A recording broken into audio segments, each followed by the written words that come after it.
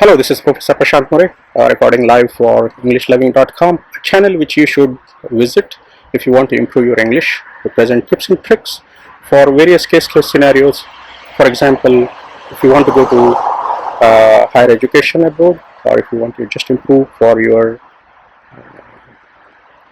job interviews, that's the correct place to go. Thank you. So that's the reason we are trying to cover as many aspects as possible regarding this English speaking.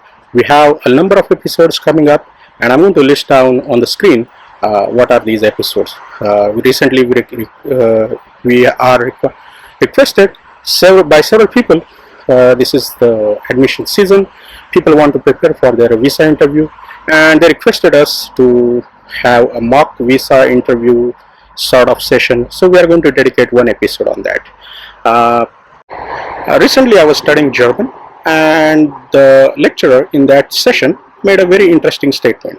If you want to learn a new language, he simply said, go to a grocery store, provided you are in Germany, and start observing words.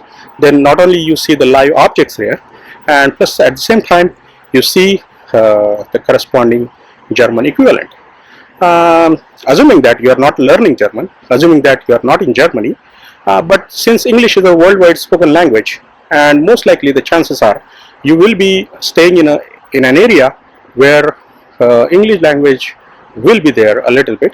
So why don't you go to a simply grocery store and learn what are the names of the fruits, different vegetables, objects.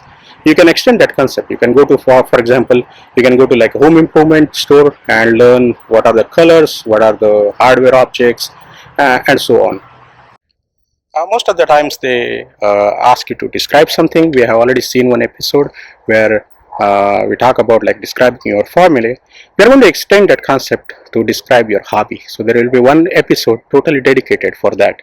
I'll be describing my hobby, and based on that you can prepare an answer and write a YouTube comment on that.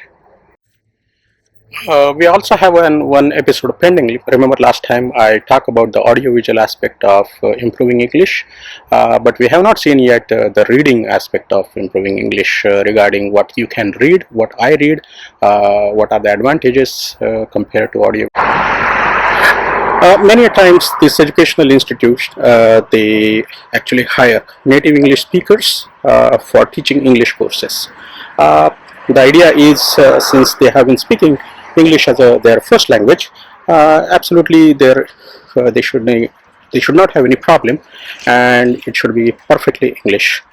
Well, the logic is undeniable, but I have two problems with that. Number one, they learned English right from their childhood. They learned from their parents and surroundings at the time when they were a baby, which is a little bit different than what non-native speakers they speak.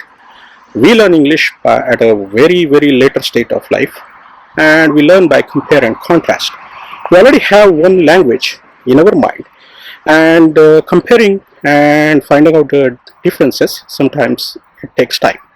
Second is, they will never understand how a non-native speaker actually thinks logically in his mind before even speaking one single sentence. We actually tend to think in our native language, and our brain somehow translates that, and in that process sometimes we actually mess up the grammar. So that's the situation. These are the problems I can think about.